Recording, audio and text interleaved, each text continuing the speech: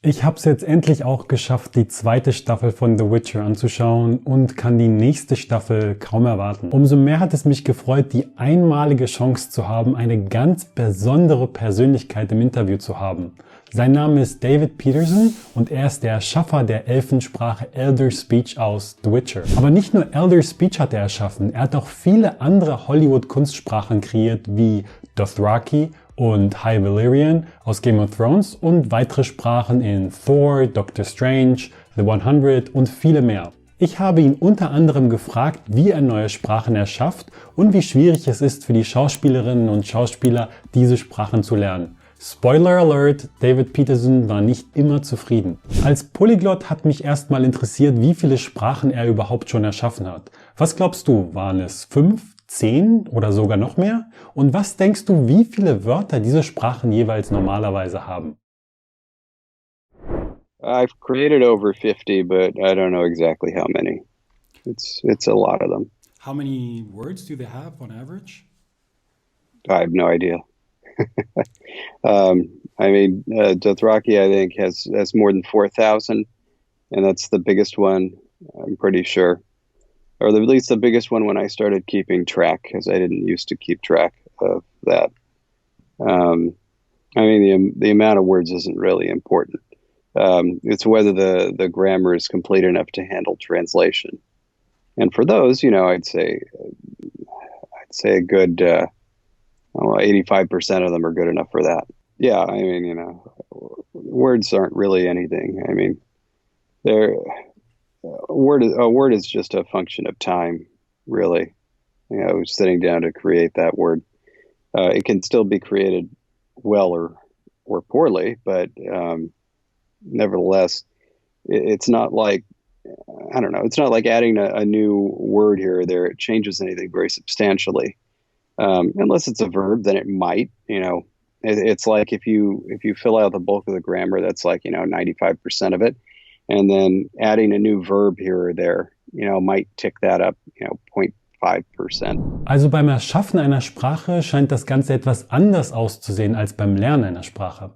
Die Grammatik baut den Rahmen und das Erschaffen der Wörter ist ganz einfach, sobald die Grammatik erstmal steht. Schauen wir uns nun an, was die Töne, also die Aussprache angeht. Wie schwierig ist es, diese Töne zu erschaffen und muss David überhaupt diese Töne selbst aussprechen können?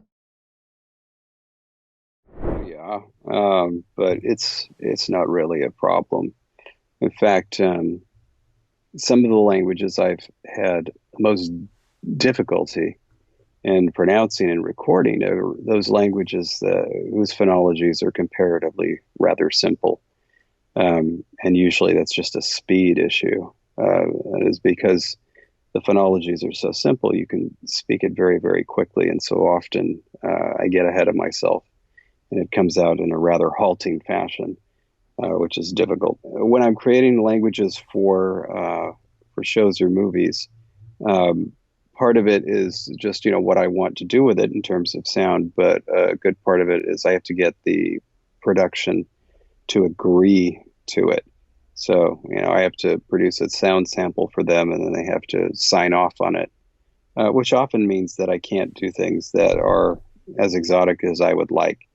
But, I've pushed it a little bit for certain of them, especially one I'm working on for a project I can't talk about yet, but that one has the most difficult phonology I've produced yet. It's quite challenging, actually. That's a fun one. They generally don't say anything about anything other than the sound of it. Mm-hmm. So that's good. Every so often, they will come. It's always with sound. Every so often they'll say like, "Oh, we don't like this particular word that's going to get used a lot, not just in translated dialogue, but also in the English dialogue." And so then I might have to change that word because they don't like the sound of it. Every so often, they'll also hear that lines are too long, which is something that you can't really do much about. It's simply them being unfamiliar with the language. But when it comes to things like grammar or word choice or anything like that, Generally, I have full freedom. Sehr interessant. Also da wird David von seinen Auftraggebern ein bisschen eingeschränkt. Zu exotisch darf es für Hollywood dann doch nicht sein. Das ist auch irgendwo verständlich, denn die Fans müssen auch die Möglichkeit haben, sich die Wörter zu merken und sie dann auch selber aussprechen zu können auf den ganzen Comic-Cons. Beim Sprachenlernen wird immer oft über die Komplexität von Grammatik gesprochen. Also je komplexer die Grammatik einer Sprache, desto schwieriger ist es, diese Sprache zu lernen. Aber ist das wirklich so? David hat da eine ganz andere Meinung zu. Hören wir uns auch an, was David glaubt, wie Sprache überhaupt entstanden ist, wie die ersten Menschen gesprochen haben und wie sich die Sprache danach weiterentwickelt hat. It's going to be a language, the grammars are all more or less equally complex. If you're talking about something that's simple, then it won't be consistent. It'd be the type of thing where words can appear in any order. Different speakers may speak in entirely different ways, and different words will have different meanings. And to tell the truth, that may be the way that language started out, where there wasn't a shared grammar in the mind of speakers. It was just like, people having, more or less agreed upon ideas that this is a word for this. And then like one person would just like say it 3 or 4 times saying, meaning, give me that. And others would be doing something slightly different. But if you compare something like Latin and French, what we think of as complexity is not complexity of grammar, it's complexity of morphology. That is the number of forms that there are for different word types and the subsystems that they occur in. And it's definitely true that Latin is more complex in terms of morphology than French is. But it's equally complex in terms of grammar, because if you look at Latin, for example, they have many, many, many different verb tenses, including having things like, a composite future tense and then a future subjunctive, all these different types of subjunctives and different tenses. And if you look at French, it has a small sampling of those tenses. And then furthermore, they're not often used, or not all of them anyway. But the problem is that human beings are roughly the same and still need to communicate the same ideas with the same level of, I guess, intellectual complexity, if that's the right term I'm looking for. And so what happens is if you remove complexity from one area of the grammar, it must appear somewhere else. Komplexität von Grammatik existiert also laut der Meinung von David gar nicht. Es ist immer die Komplexität von Morphologie. Denn je simpler scheinbar die Grammatik ist, desto schwieriger wird es, eine komplexe Idee oder einen komplexen Gedanken auszudrücken. Dadurch wird alles wieder komplizierter, denn es wird zwar nicht das Wort verändert, wie es zum Beispiel im Deutschen mit den 4 Fällen ist, dafür brauchst du aber nun in scheinbar einfacheren Sprachen wie Englisch viel mehr Wörter. Und diese wiederum müssen eine bestimmte Reihenfolge und eigene Regeln befolgen. Einfacher wird es dadurch also leider nicht wirklich. Komplizierte Sachverhalte sind also immer kompliziert auszudrücken, egal wie scheinbar einfach oder schwierig die Grammatik ist. Somit betrachtet David die Grammatik von allen Sprachen gleich kompliziert.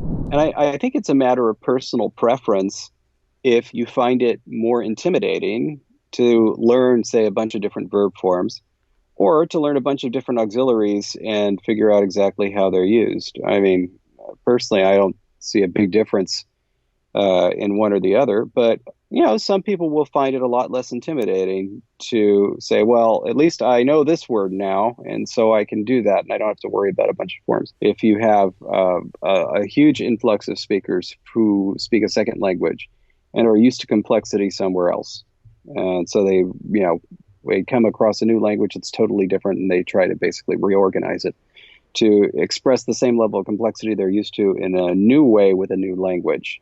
And then, if it sticks around and it becomes popular, it filters into the wider language, and pretty soon it becomes the way everybody speaks.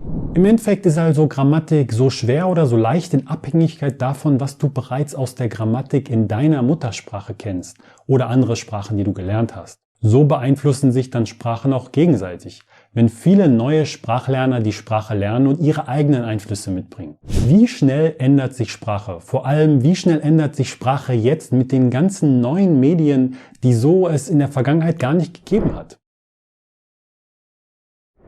Different areas of language will change at different rates. within a generation, sometimes you can see evidence of sound changes. And you can see this with American English just by watching movies from the 30s. You can see how the sounds are slightly different, not in any important way, but slightly different.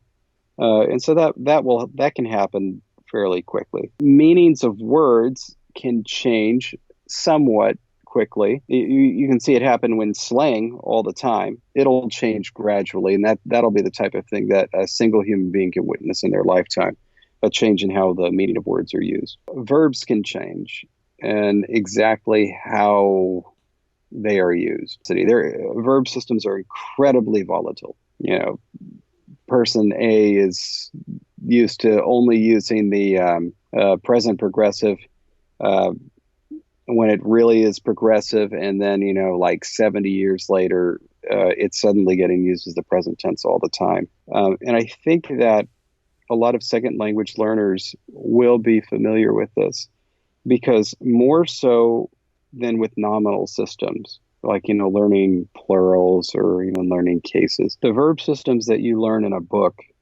never seem to be quite right when you actually go to speak the language. I mean, it's like they get all the forms right and everything, but it's how they're used. It never seems to be exactly right. Like, you just go and try to say something, and it's perfectly grammatically correct, but then everybody looks at you funny because it's just antiquated. In my experience, noun systems, they seem to change more slowly. Anyway, so yeah, there are a lot of these changes that you can see in your lifetime. Others take quite a bit more time, but it's always happening. Basically, as long as there's teenagers, there's always going to be language change. Verschiedene Teile einer Sprache ändern sich also in verschiedenen Geschwindigkeiten. Was ich besonders interessant finde, ist, dass sich die Bedeutung von Verben besonders schnell ändert. Das liegt wohl daran, dass jeder Muttersprachler ein Verb ein kleines bisschen anders verwendet. Die Bedeutung von Substantiven hingegen ändert sich nicht ganz so schnell. Vor allem die junge Generation beeinflusst Sprache sehr, weswegen sich zum Beispiel Umgangssprache ständig wandelt. Yeah, because it's part of it is they just want to make their own stamp, not just on the world, but on the language, you know, to say things in their own way and to do things slightly differently. And then, of course, part of it is nobody ever learns a language perfectly.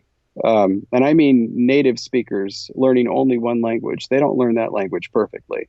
They learn their own variant of it from their parents and their community. And it's slightly different from everybody else that has ever spoken. Slightly different. And so, you know, those slight differences they build. Sehr interessant. Niemand lernt also eine Fremdsprache perfekt, nicht mal Muttersprachler. Jeder lernt seine eigene Version der Sprache, die er von Eltern, von Freunden und so weiter mitbekommt. Deshalb hat jeder seine eigene, andere, leicht veränderte Version der Sprache. In Germany we have, I don't know if that's something that happens in other countries as well, we have the Jugendwort des Jahres, which is, I'm not sure, have you heard of that term?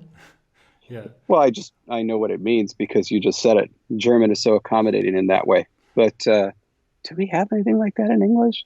I mean, we just have word of the year, not necessarily young people word of the year. Yeah, we have that. And I see how the older I get, the more I like the few, I think, I'm not sure about all of them, but the few of the last ones I never ever heard before, which is really interesting how you like stray away from teenagers talk.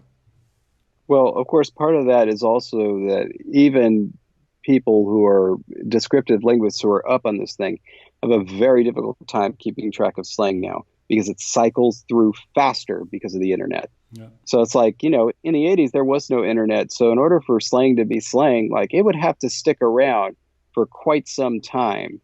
Otherwise, it just wouldn't perpetuate. Now it seems like it's down to a month.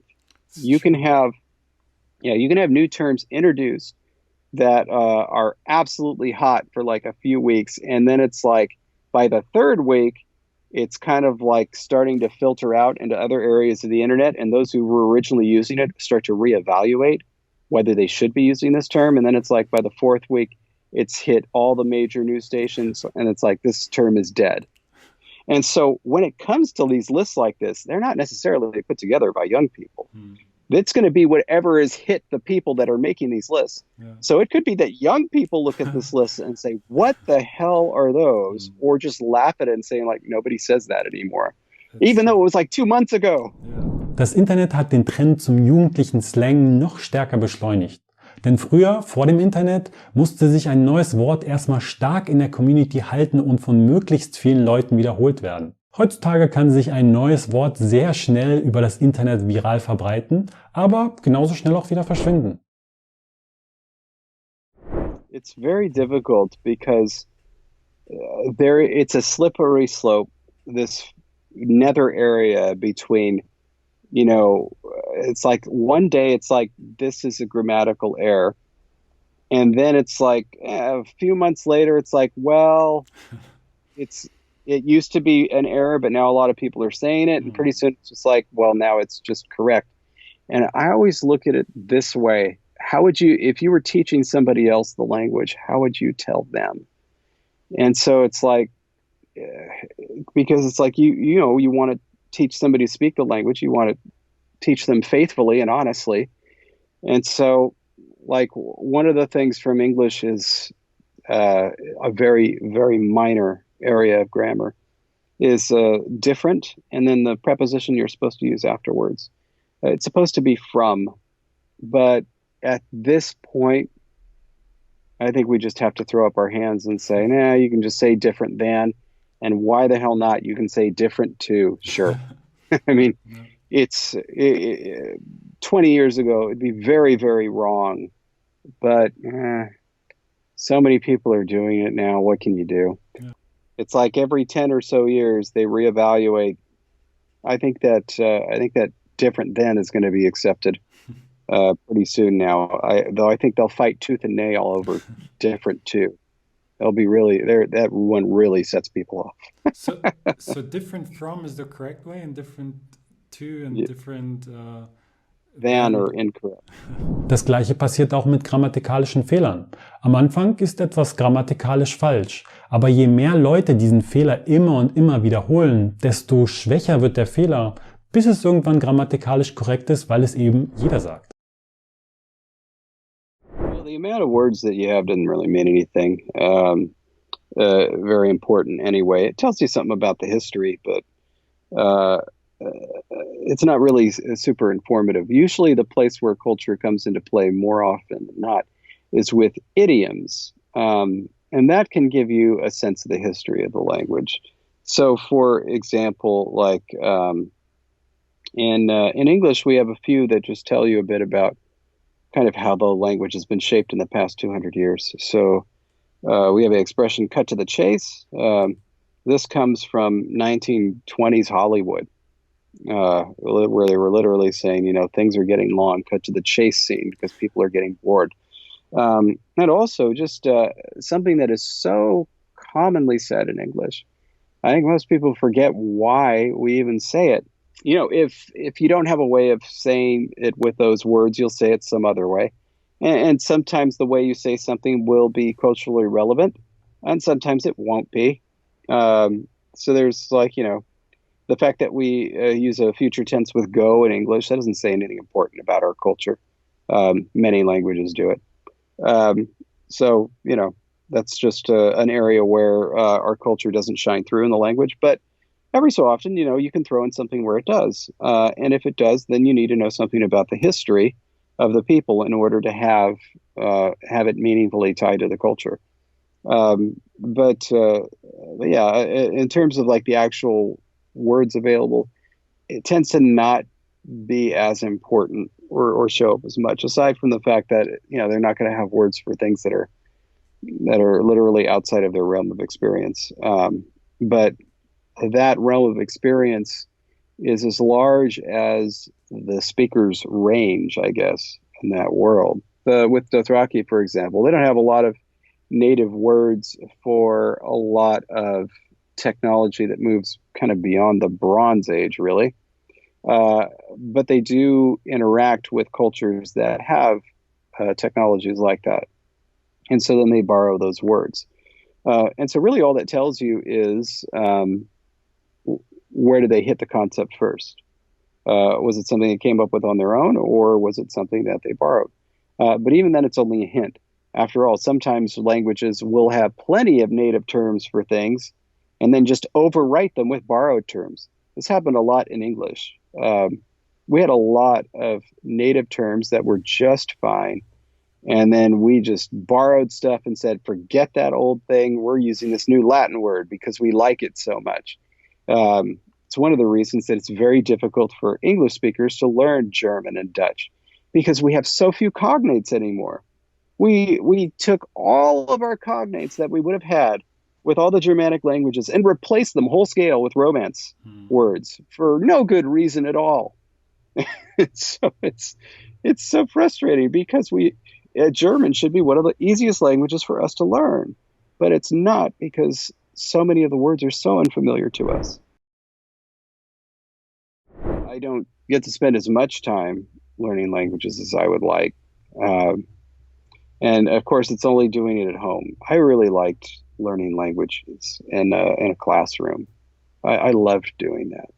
And I would still do it if I had the time, the class availability, and the money for it. I think more it's the availability and the time. I could just go and have some fun. I was studying Arabic and Russian and Esperanto and French and Middle Egyptian. I took those courses while I was in college, and I wish I would have taken more.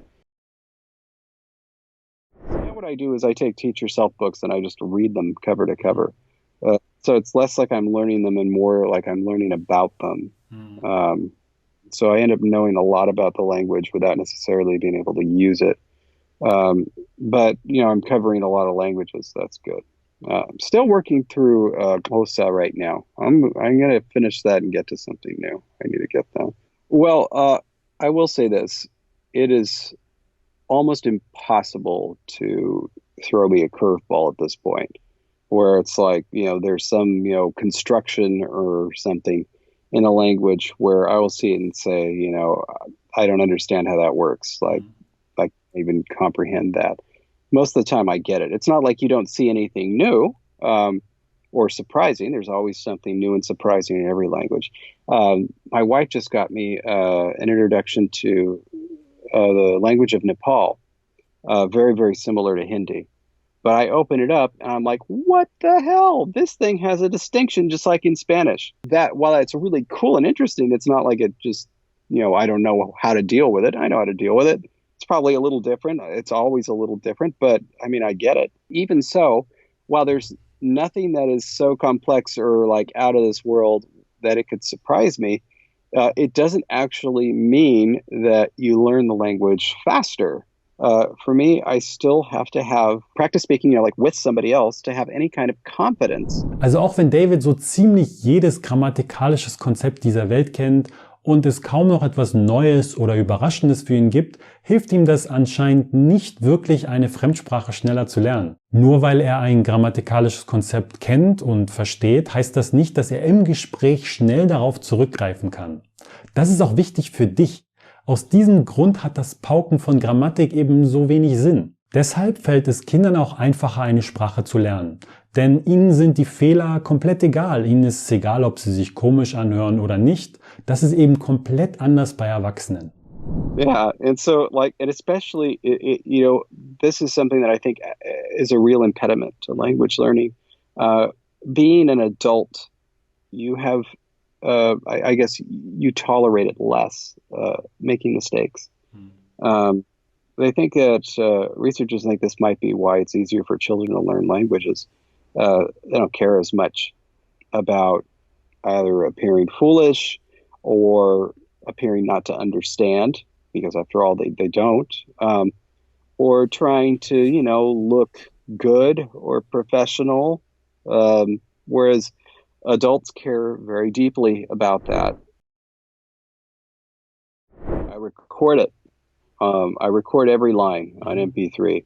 They listen to the way I do it, and then they repeat. Some of them are better than others.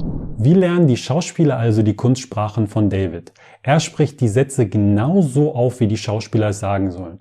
Und manche wiederholen die Sätze gut oder eben weniger gut. Dem Zuschauer fällt es am Ende nicht auf. I have worked with actors before, both on set and over things like Skype. It goes very well when I can be on set. That's nice. But even so, at a certain point, it is not necessarily helpful. So especially when it's on set and I've been working with them, at a certain point, my presence can be intrusive for a certain personality type. In other words, they'll see me and they'll be thinking about me and they'll be overthinking it and they'll actually perform worse.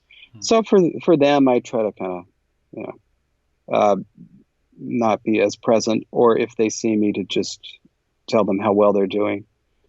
Sometimes where I don't work with them at all, they practice the wrong things and then it ends up wrong and they keep repeating the wrong thing and then they get to the stage and produce it and it's wrong. And then that's it. And that's how it survives. It can be a bit much to demand that it also be spoken exactly the way I want it to be spoken. But for the most part, most of the time it's pretty good. Yeah. And, every so often there's somebody that surprises me. Like this last production I was working on, I was working with an actress, very difficult language to pronounce. And the way she was doing it, I was like, oh, this is just terrible. And so she worked on it, and like a couple of weeks later, we had another session where she said, can I go over the lines for you again? I want to see how I'm doing. And she pronounced them. I'm like, holy shit. She's doing it all perfectly now. So it's like whatever she did in between those 2 dates, she should bottle it. It was a remarkable turnaround, and I was really impressed. Das war also David Peterson, einer der bekanntesten Spracherschaffer oder Langconners von Hollywood. Wenn du mehr über ihn erfahren willst, dann schau dir seinen YouTube-Kanal an oder lese sein Buch The Art of Language Invention. Jetzt, wo wir diese Perspektive kennen, ist es an der Zeit, von einem Polyglot-Schauspieler zu hören.